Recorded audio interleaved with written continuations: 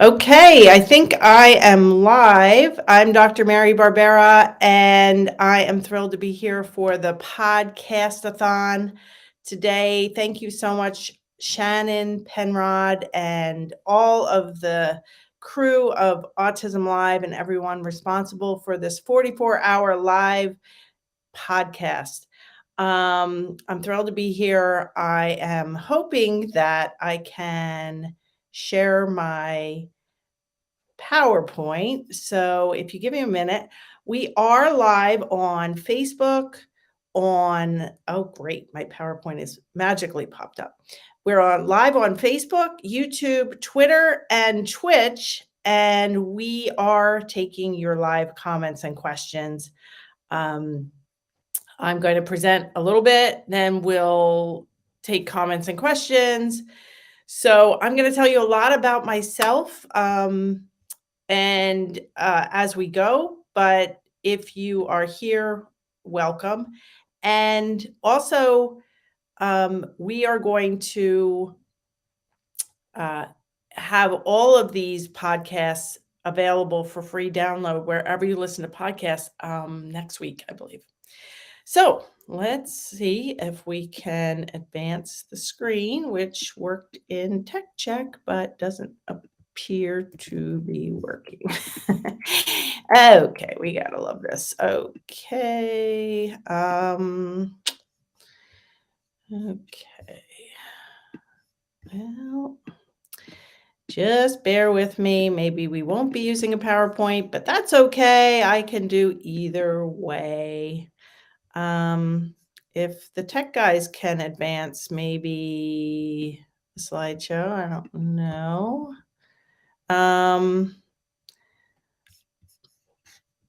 Yeah, okay. Well, you know what? We're just gonna wing it.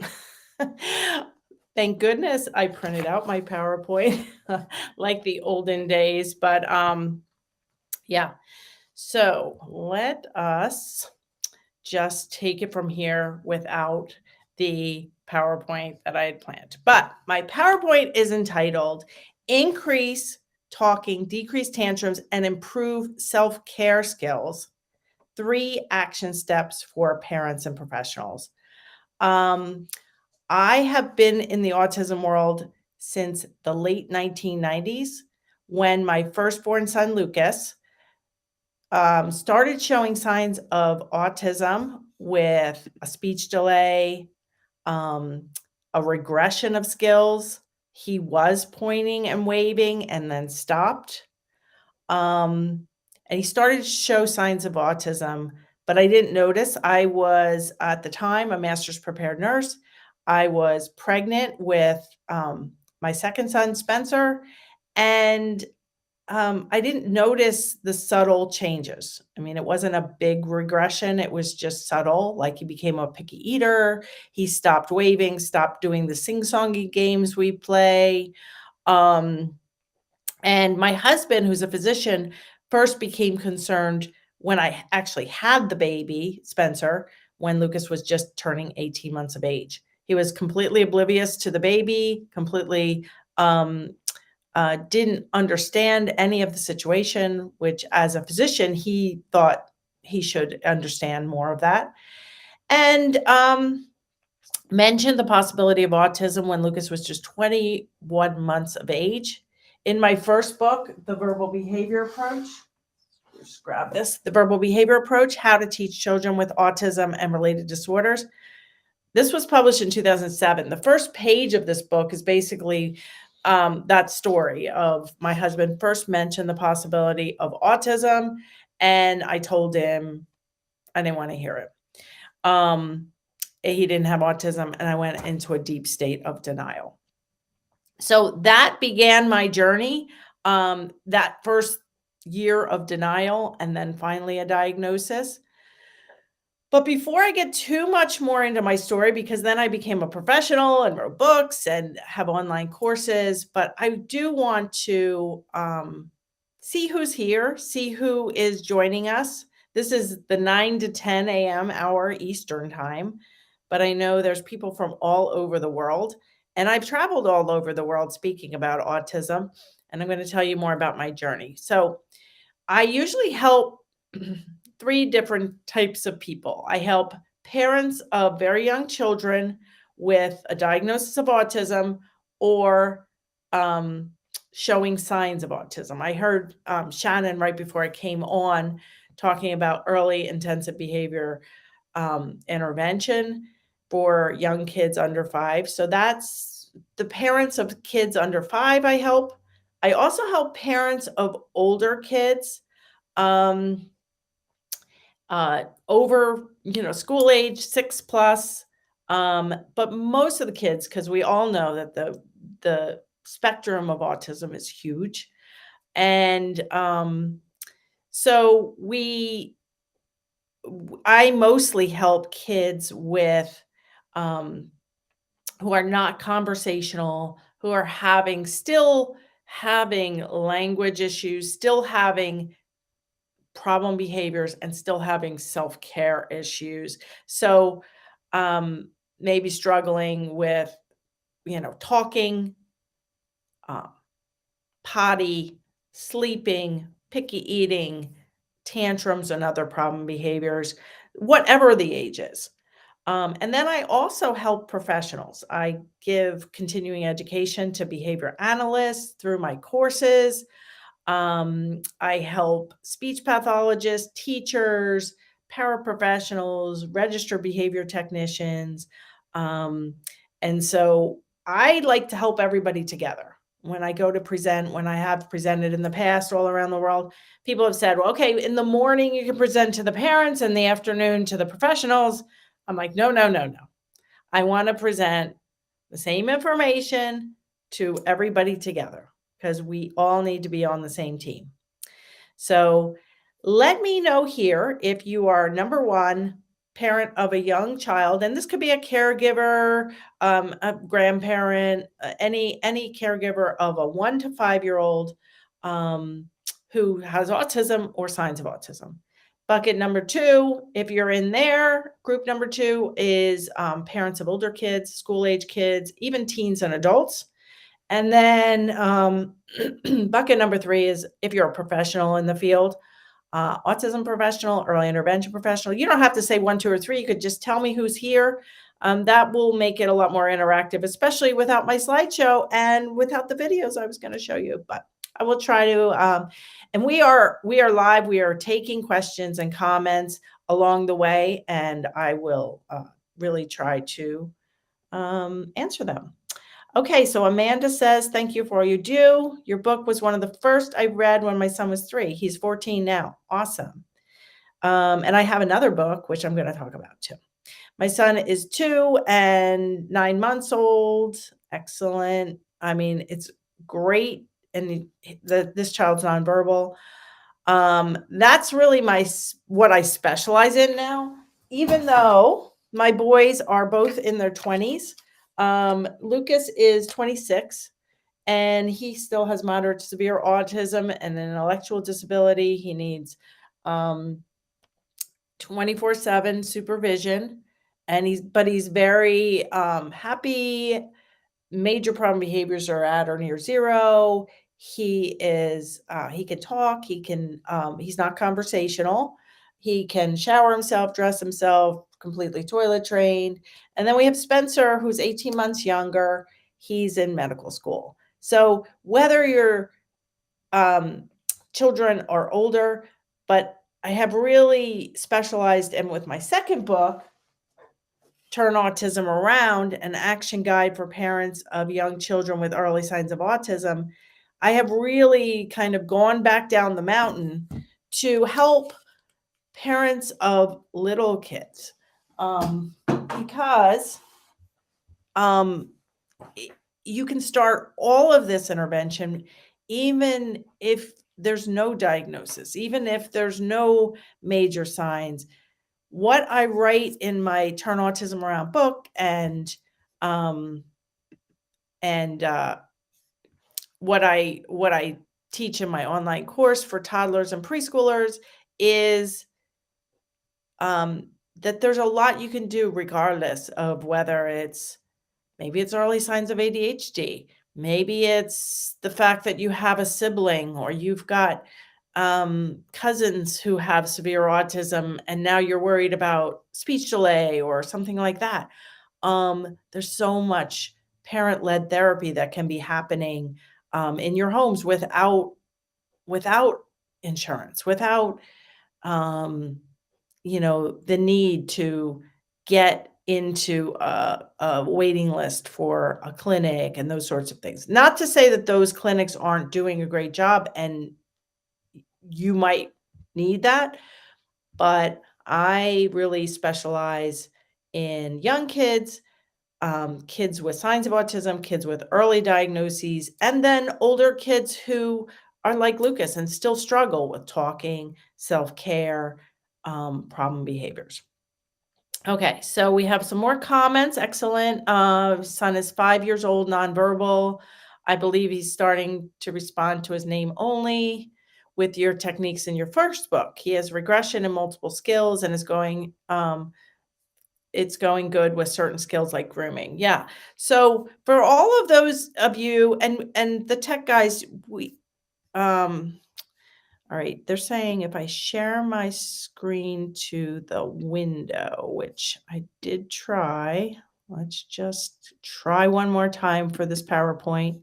We did practice on tech and um are you guys seeing that? The problem is that um okay, so that did work. It's just I have to go back and forth. Bear with me. All right. I'm just gonna go. And then I'll rely on my assistant Rachel's here and she can interrupt me with questions or whatever because I can't see the screen and my slides at the same time. Okay. Let's just go quick because now we've got 45 minutes, but I think this might help because I do have some videos that I want to share. Okay. We're going to talk about the struggles facing parents and professionals, children of any age. We've talked about now my kids are in their 20s. I work with young kids and older kids and professionals. I like to help everybody all together. We are going to give you 3 action steps to start taking and then information on for those of you that want to go deeper. And all throughout, if you do have a question, type it in the chat wherever you're listening, and I will try to answer it. And if you don't get your answer, you can always email us through our website, marybarbera.com, and we will answer your questions there. Even if you're listening to the recording and you have a question, you can always contact me through my website. Okay, so we already talked about parents of young children. Let me just tell you quickly about Kelsey, who joined our online course and community when her older son, Brentley, was diagnosed with autism. She was a single mom of 2. She still is. And Brentley started showing signs at 2. Luckily, Kelsey was a really good friend of a behavior analyst, and she told her that she needed to get him diagnosed and to get ABA therapy. But she did that, and she thought that ABA therapy would just be presented and it would be all fine, and she waited a year for a diagnosis, 3 more months to get him into an ABA clinic, and was driving him an hour each way to this ABA clinic in Canada. And unfortunately, they were working on the wrong things.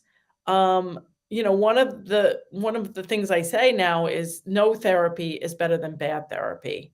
And so, just because you are in speech therapy twice a week or ABA clinic or people are coming to your house or you're in a sensory integration therapy. It doesn't mean that these are bad people. It's just they're not using if they're not using a child-friendly approach and they're not making headway. Brentley was unsuccessful because they were working on things like colors when he couldn't even request a drink. And he was also having severe problem behaviors, banging his head on hard surfaces. She couldn't take him out without a leash and a harness or having him on a backpack with her baby on the front pack. And then her baby started showing signs of autism as well. So Kelsey now is a member of my team. She's my community manager, and she's on my podcast, my Turn Autism Around podcast, a lot with me as well. Um, Parents of older children, like here, Adve, I think he's about 8 or 10 in this picture. He also had a little brother who started showing speech delay or maybe signs of autism during the COVID pandemic when daycare stopped. I went over to evaluate the little guy here, and he actually um, was just staying home too much and on the iPad too much while the parents were trying to work during COVID. So he got back on track when daycare opened, and I gave parents some tips to turn things around. But Adbay remains like Lucas with moderate to severe autism and needs supervision. And then we have Dr. Allie Patterson here. She's a board certified behavior analyst like I am, and she joined my online course and community during COVID so that she could provide better therapy, both over Zoom and in person. Okay. So we went over my story. I thought everything was great when Spencer was born. And then, I lived in the suburbs. I had a master's degree in nursing, married to a physician, house in the suburbs, white picket fence. I thought everything was great until my husband first mentioned the possibility of autism. But that was 18 months when Spencer was born. Charlie mentioned the possibility of autism when he was 21 months. And from 21 months until 36 months, the day before his third birthday, Lucas was diagnosed with autism. But that waiting time, that, 15 months period, 18 months. And then it was 39 months before we started intensive therapy. And that was a critical window of time, which is why I'm so passionate about, getting to kids as early as possible. Here I am blowing out the candle because Lucas had no idea how to do that. Every time I would turn my back, he would strip down to his diaper or even take his diaper off. I had no idea how I was supposed to keep him clothed. He had some what I call pop-out words now, but I didn't know how to teach him to talk. So I had really no idea what I was going to do. So we started ABA therapy, applied behavior analysis therapy, and you might be listening thinking, "Oh no, I don't like ABA. ABA is bad."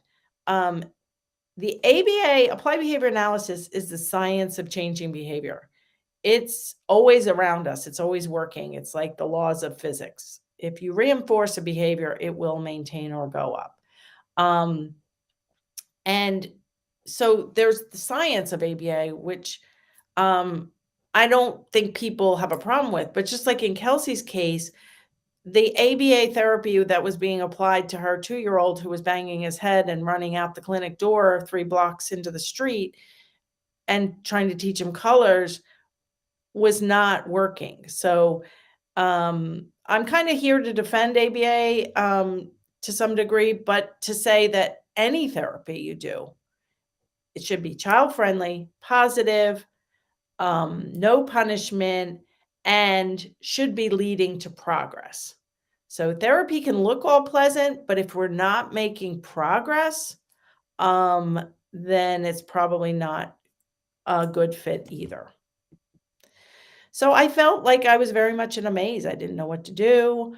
I had, a master's degree in nursing, but that didn't really help with the nitty-gritty of exactly how to teach him any of this. And so I learned through his behavior therapist and consultant. There wasn't even behavior analyst back then. Um, what to do. And then I found that I really liked it. And I was kind of horrified that no one knew what they were doing. This is back in 1999. And so I became a board certified behavior analyst and started helping kids. But The waiting lists, even back in the late 1990s, were pretty bad, but now with the rate of autism being 1 in 36, the wait lists for evaluations and the wait lists for treatment, especially great treatment, are pretty bad. And that the wait list people have told me are like 9 months to 2 years. That was even pre-COVID. So I've done a lot of work, and on my Turn Autism Around podcast, interviewed people like Dr. Catherine Lord about what COVID did to the diagnosis and the wait times. Um, so it's even more important than ever that parents take action, that early intervention professionals take action. It doesn't matter if it's autism, it all can be treated. In fact, Temple Grandin wrote the foreword for my book, Turn Autism Around.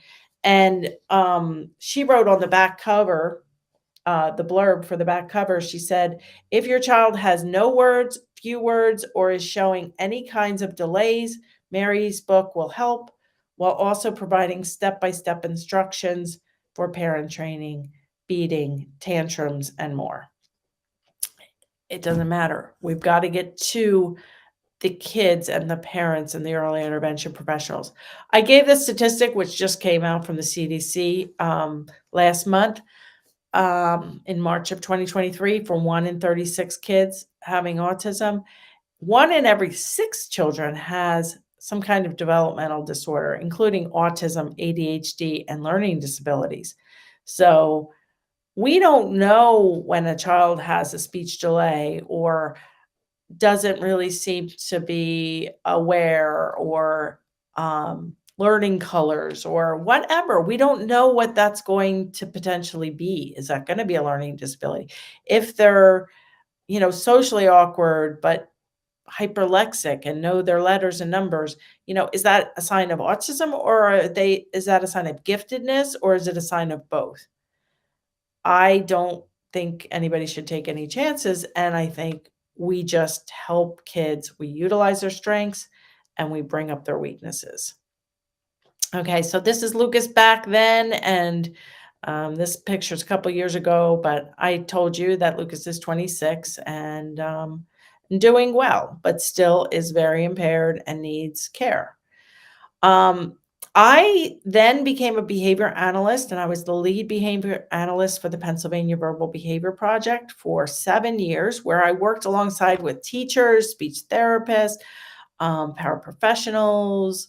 I even helped school bus drivers and cafeteria aides and anybody who would listen. I was in the classrooms doing guided practice, and we really brought great ABA and verbal behavior into the public schools in Pennsylvania. That project is actually still going on. It's the Patent Autism ABA Initiative.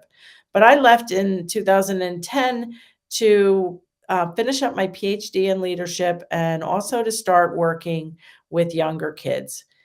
In 2007, I wrote this book called The Verbal Behavior Approach: How to Teach Children with Autism and Related Disorders. And that book is available in 17 languages, including Spanish, which was the very last translation. And the good news is Turn Autism Around is already published in Spanish as its first translation. Dr. Mark Sundberg did the foreword for this book, and it is a classic now.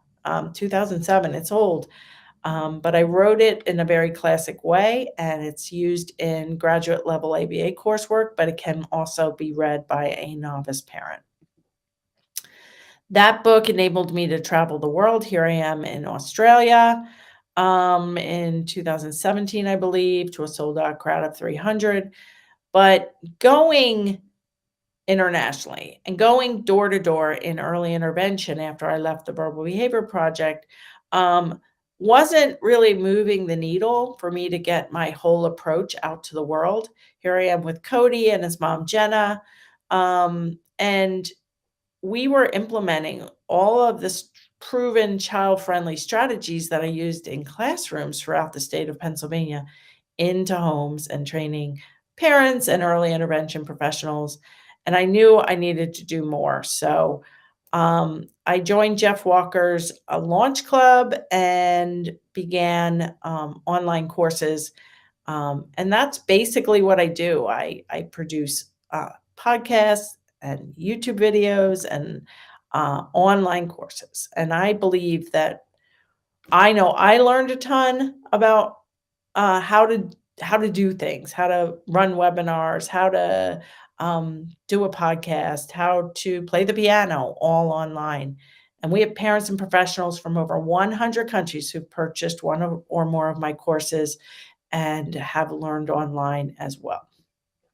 And then in 2021, Hay House published my book, Turn Autism Around, with a foreword by Temple Grandin.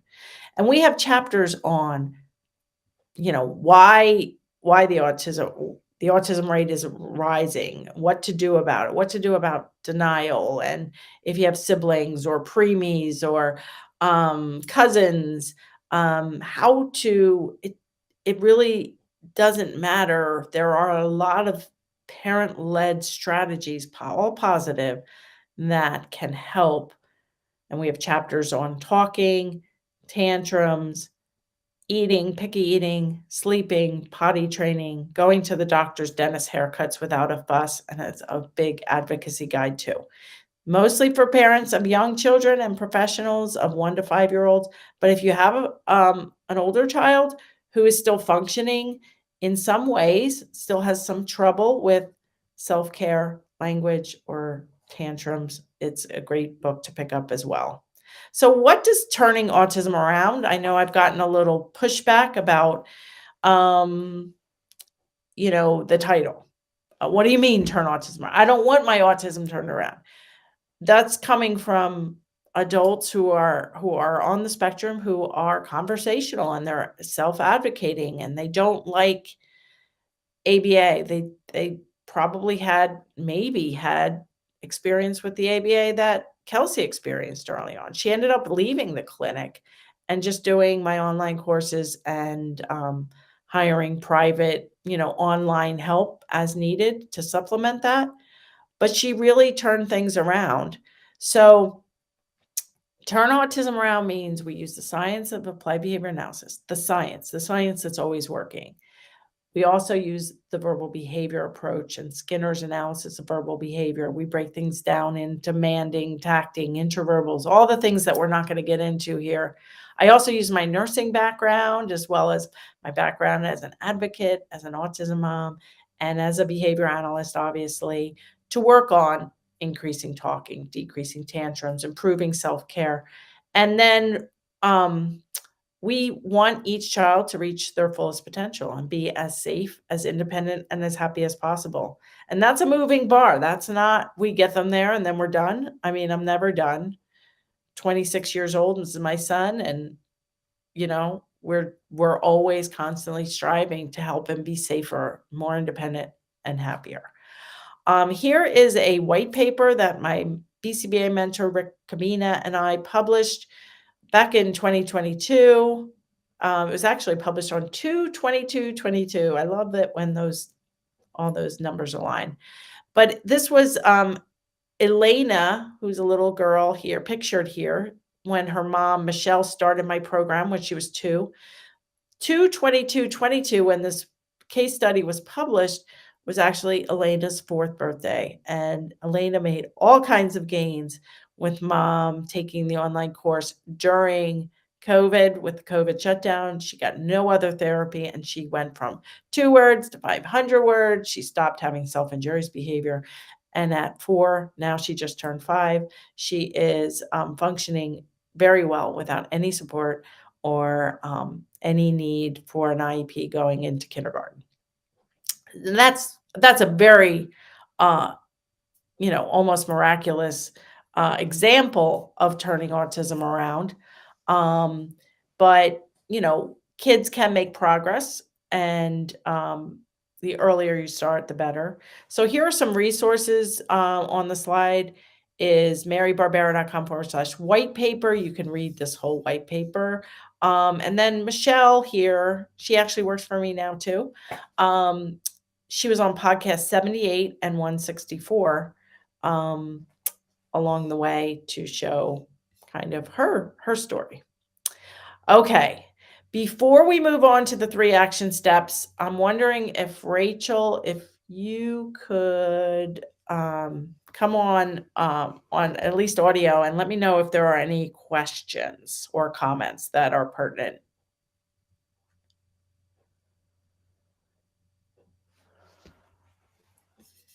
Can you hear me? Okay. Now I can. Okay, go Okay. ahead. Okay. Nope. At this point, just some good comments about, appreciating your work and that, it is really great when good ABA is available. Nice. All right, perfect. So if you have questions, put them wherever you're listening and they'll funnel our way. And hopefully we'll have some questions at the end. So that's great. Thank you, Rachel. Okay, let's go on for the 3 action steps you can take starting today.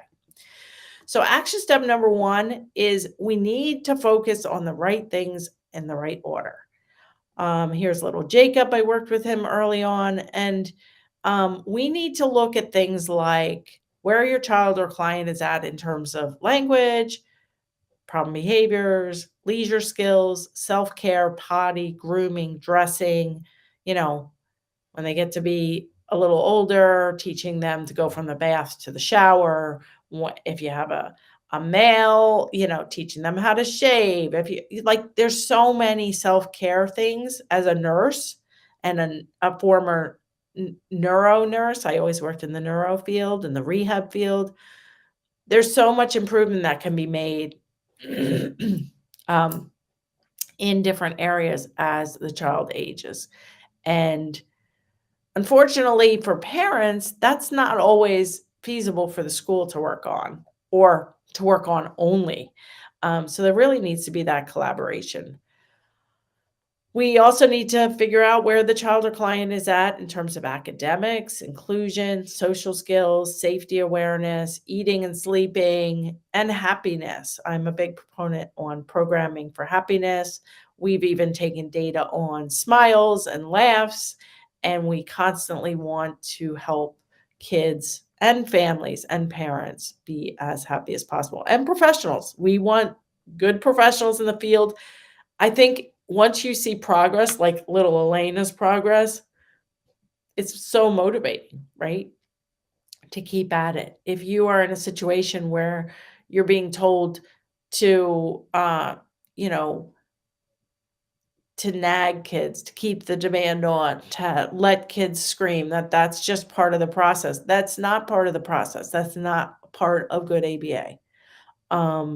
So there is a better way, and we need to, no matter what, at what age, we need to be focusing on happiness.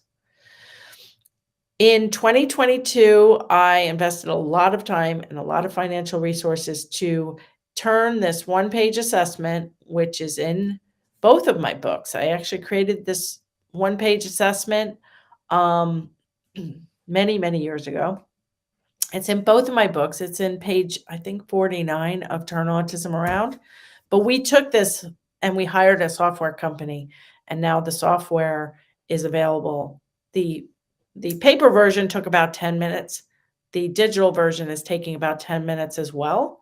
But with the digital version, you can get for free at marybarbera.com/free assessment. The digital version will give you scores in those 3 areas that I'm focusing on: self-care, language and learning, and problem behaviors. So that's really where I've put a lot of my time and focus last year. And we're tweaking it, we're making it better. And it is really the first step of figuring out where your child or client is at. Um, and we can then take this assessment and turn it into a plan, which we help people step by step in our online courses.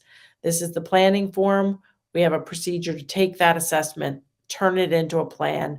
And at that point, if your child is in school or a preschool and has an IEP, this could really make the difference and kind of have everybody get on the same page with what skills are most appropriate.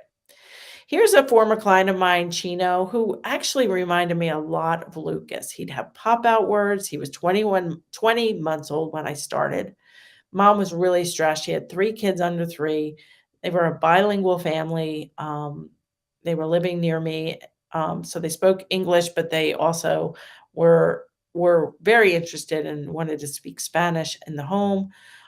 They were not thinking autism when I arrived, but soon after, we kind of bridged that gap of getting him on a wait list for an autism evaluation. It was clear I am trained on the screening tool for autism in toddlers, and here is part of the stat is there's like 12 little tests, and one of them is doll play. So you have all the doll and equipment, and you say, "Here's my doll," and all he has to do is put the doll in the bed. Um, but he did not. Him, stirring a spoon in a cup, that doesn't count as a pass. He doesn't have to talk. He did not talk during this. He had just turned 2. He did not talk for the whole 30-minute administration. He had no words. But we're just looking for, like, him sucking on the bottle doesn't count. Yeah, so he failed that test, and he failed the whole stat test, and he scored a 4 out of 4, which he did then. At 2.5, he did get a diagnosis of moderate severe autism, just like Lucas did. And in the meantime, when he got the diagnosis, we were able to get 20 hours of ABA therapy. And most of his therapy looked like this. I would go in weekly to observe and to train. And like this therapist became a BCBA too, as did many. So here's Chino doing table time. Point to cat. Good job. What's this? Touch mouth? Touch knees. Good job. What color? Good. What color? Red. Good. What's this? Good. Say daddy. Good job. Touch head. Chino, touch head.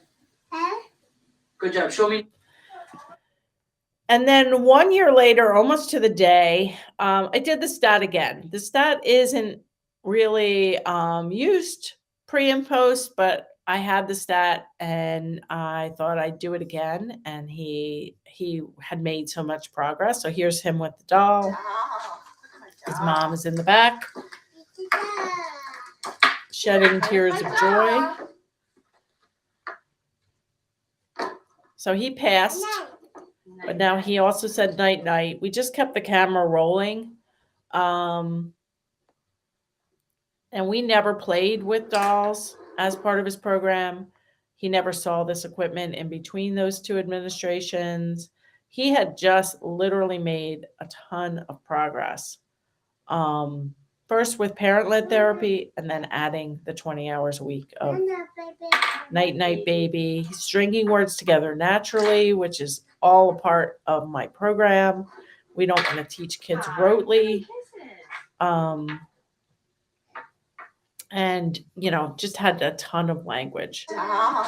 And he, Chino is now older, and he became bilingual, fully conversational. He still has some support in school, I believe, and some IP, but he made a ton of gains. And I think those videos, which I obviously have permission to show, I also interviewed Chino's mom for a podcast episode. You can always search Mary Autism plus things like Chino's mom or Mary's Denial or something to find video blogs or podcasts that might help you.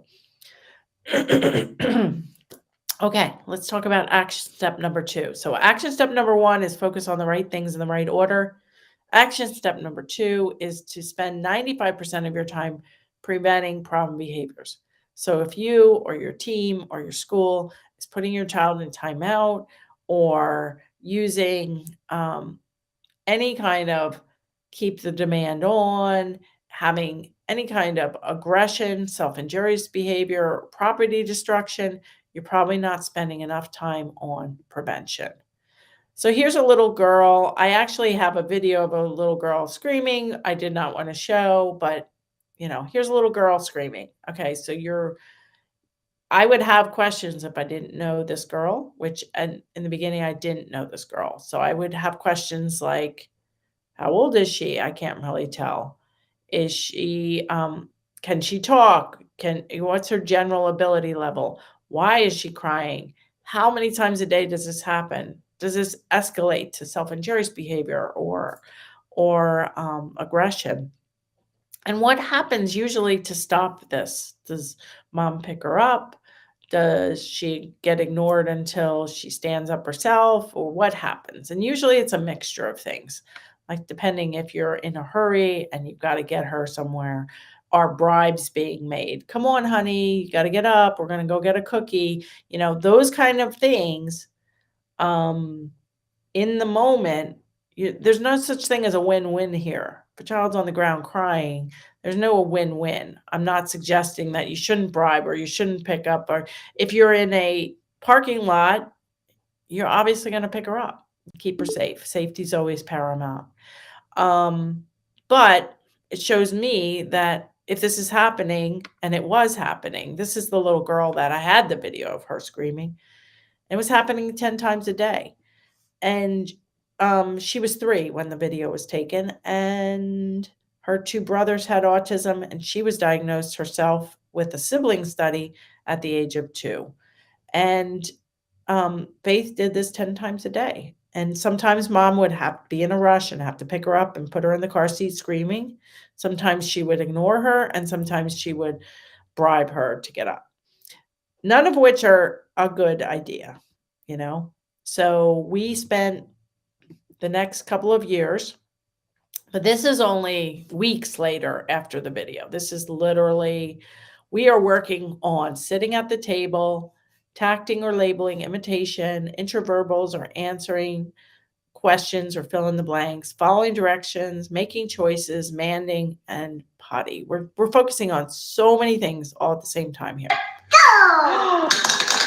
Do this. Awesome. Do this. What's this? No. No, you're so smart. Do this. Good job. What's this called? Oh. Arm. You are so smart. You got all the bears. Can you dump them in? And we use the bears here for reinforcement. Almost like a token economy. What is a token system? And then we give her choices and fish. We were working on potty out in the kitchen, so she just had underwear on, and the bathroom was very close by. So this is, in my opinion, what good ABA looks like. It doesn't have to be at a table either. I have examples of her and others elsewhere. But I am a big proponent on table time, even for little kids, because it's easier to get all your reinforcers together. And it's also really easier to train parents and professionals. But my table time is very different because we bring in a lot of requesting and choices and fun and games and reinforcement. A lot of dense reinforcement. Okay, so we went through the first 2 action steps. Action step number 3, and if you have questions, now would be the time, questions or comments, put them in the chat because we're going to have a couple minutes at the end, and I'd love to come back and answer them. All right, collaborate with other parents and professionals. I've pretty much said that the whole time. Having worn multiple hats in the field, I can say that this is a huge, huge deal. If you're a parent out there, you've got to collaborate with professionals, with other parents. You really need to find your way. Some of my best friends are friends I met in the autism world early on. And now with so many, internet and social media, there's a lot of collaboration efforts with other parents that you never have to meet. A lot of my online participants I have never met before. And so there's a lot of things that you can do, even starting today. And I believe that at least one parent needs to really become the captain of the ship, to coordinate things, to really make sure things are child friendly, make sure there's good carryover between school or home or clinic or community. The child should be safe, independent, and happy in all environments. So if you're taking your child to speech therapy or anywhere and they're not happy going in, the first couple visits may not be great, but you're especially if your child is very young or unable to communicate for themselves, I don't care what. Lucas is 26 years old. I'm going with him into the doctors, into a speech therapy, he can't advocate for himself.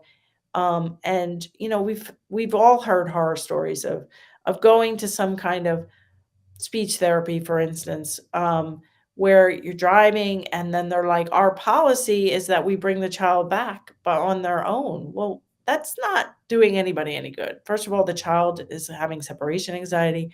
Second of all, if you're not doing child friendly things, the parent needs to know about it. The parent needs to advocate for the child. And also, if you are doing great things, the parent needs to at least watch through a two-way glass to ensure safety and also learn how to do things themselves at home.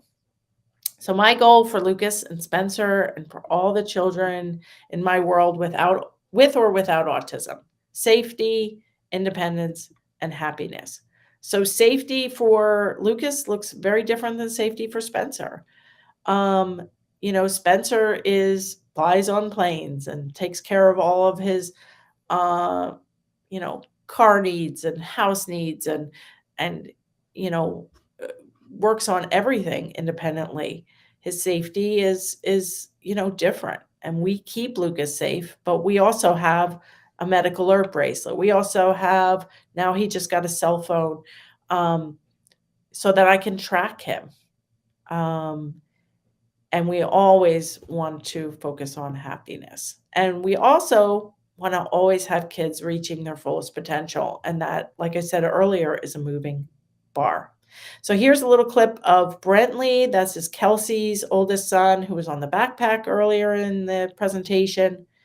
She did, through the online course, get his head banging to 0. She no longer needed a leash and a harness. His language improved, and no more driving an hour each way to the clinic. What's this?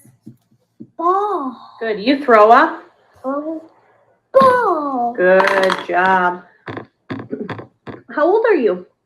3. And what's your name? Betty. Show me laughing. Good. What am I doing? Coffee. Good. Yeah, so you can see how much progress he made. So here's some action steps to turn autism around: increase talking, decrease tantrums, and improve self-care. We want to focus on the right things in the right order. We want to spend 95% of our time preventing problem behaviors and collaborate with other parents and professionals to help each child reach their fullest potential. So I know I blasted you with a lot of information. We are going to answer some questions. But there are ways that you can keep in touch with me and you can learn more about the Turn Autism Around approach. There's some free resources. You can subscribe to the Turn Autism Around podcast. We have over 1 million downloads now, and we produce a new podcast every single Tuesday for over 40 years. You can subscribe to my YouTube channel. I have over 140,000 subscribers there, so you'll be in good company. And you can always go to marybarbera.com. You can contact me through there. And if you're out and about and you don't remember my last name, or you just want to search for something like Chino story or the white paper or whatever, just say Mary Autism plus your topic. And chances are very high I will have a video blog or a podcast that is right for you. But I would encourage you not to stay in the sea of free too long, especially if your child is not doing well or you're a professional who really wants to make your ABA sessions, your speech therapy sessions much more positive. I would encourage you to join my online course and community, and to read Turn Autism Around. My newest book, you can actually get the first 2 chapters for free and all the book resources. And then finally, joining the course is really going to be your best bet. We have a participant, online course participant, Ruth, who in the fall, she came on, I was doing a webinar and I was trying to get people to join the course. And Ruth got on and she said that she listened to every single one of over 200 podcasts. And her child was 5 and still struggling, but she got him, sleeping better and potty trained with the free information. But I encouraged her to join the course, and she did a podcast herself. It's never too early or too late to start turning things around, even signs of autism around. I say it's not a sprint, it's a marathon, but it's actually a marathon on a roller coaster. So I hope this was helpful. I will go back on screen and we can stop sharing. To answer any final questions. I know we have limited time. So let me see.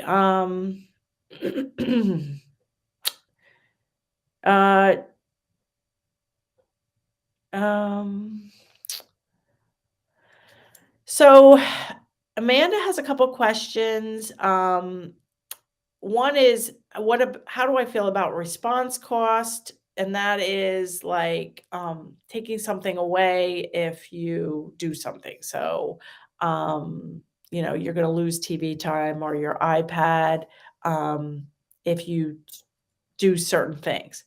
That's clearly a reactive strategy, which I would say I want to spend 95% of my time. So that's the thing about like these kind of question periods, or even in my online course and community, like we teach you how to fish, how to do the assessment, how to make a plan, how to decide on interventions, because without knowing anything about your son, I mean, I'm certainly not going to tell you to stop response cost if he has a behavioral team in place and, all kinds of things. Like it's complicated, and we always want to keep safety as first. So I don't use response cost. I don't use elaborate systems to react to problem behaviors. I want to spend most of my time preventing them. Which book would you recommend for me for my 10-year-old? Lots of scripting and needs help with executive function. I would probably start with Turn Autism Around. It's my newest book. My verbal behavior approach is kind of is older, but it also is more manding, tacting. But I would really encourage both of you, both Amanda and Joanne, to consider the online course for older kids, because there you can really get step-by-step instructions and a full community to support. Because, excuse me, as kids get older, it becomes really quite challenging. If a child's not toilet trained, or if a child's nonstop scripting, that sort of thing. So Andrea said, when we join the course online, how long do we have access to the information? It varies. We usually do 60 days for our main toddler and school age course, but then we have people transition to more of a monthly or annual fee. And people say, oh, well, why, can't I just get, lifetime access? You can make a lot of progress in 60 days, especially in our toddler preschooler course is our best-selling course. And that's really where kids make phenomenal progress. But we provide a lot of community support. in this full time now. I have a full-time team member, Rachel. I have coaches. We really do provide a lot of community support and technical support, and moving to the verbal behavior bundle, that course right this minute is 6 months of access. But most of our participants do stay for the long term, and then there's a very small annual fee to stay or a monthly fee. So I wouldn't let that dissuade you. Just like anything else, you learn swimming, you learn to play the piano, you learn guitar. This is a process, like, to get more information. And the other thing I've learned as an online marketer is if you pay attention. And if it's free, I mean, there's so much free information out in the autism world, right? People say that all the time. Why should I mean, this is 44 hours of free information. Why should I pay for things? But if you pay, you will be invested. My program is guaranteed for 14 days. So you get in, you start, and you will see progress. And it's not going to be easy with a 10 or 14-year-old, because it's been years of, it's complicated.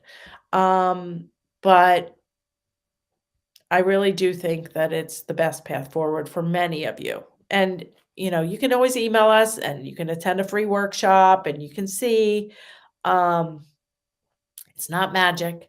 But for kids with signs of autism and very little kids, it sometimes looks like magic. For older kids, it rarely looks like magic, because it's been years of potentially reinforcing the wrong things. Will Turn Autism Around helped me teach my adult son how to cooperate with doing blood draws. Have only been able to do blood work when in the OR for dental work. Yeah, it's tough. I do have a chapter on desensitization. It's the last chapter, chapter 13. I would definitely take a look.